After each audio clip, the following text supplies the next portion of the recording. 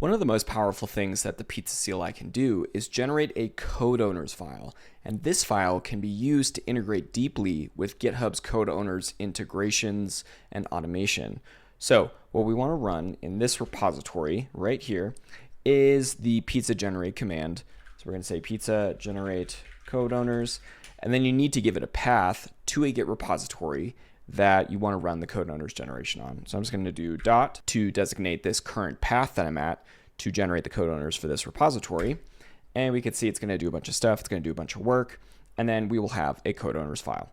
So if I open that up real quick, code owners, we can see that it's a very, very granular view of each individual file in the Git repository and where ownership falls for each of the individuals in the attributions configuration file. So if we scroll down a bit, we could see that each of these files here are owned by me. This is my GitHub handle. You could also see down here that these are owned by some of my coworkers as well, so on and so forth.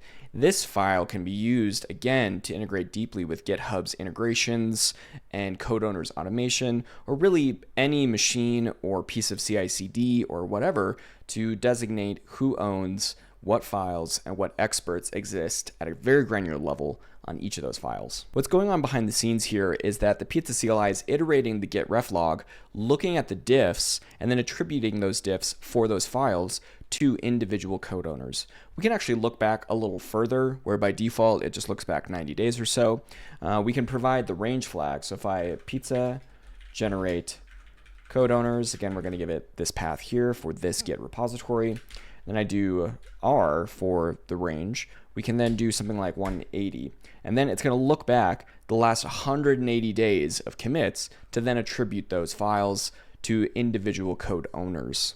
This can be a really powerful way to offboard people who maybe haven't committed to something in a long time, or generate a more comprehensive code owners file for a bigger picture of the entire Git ref log.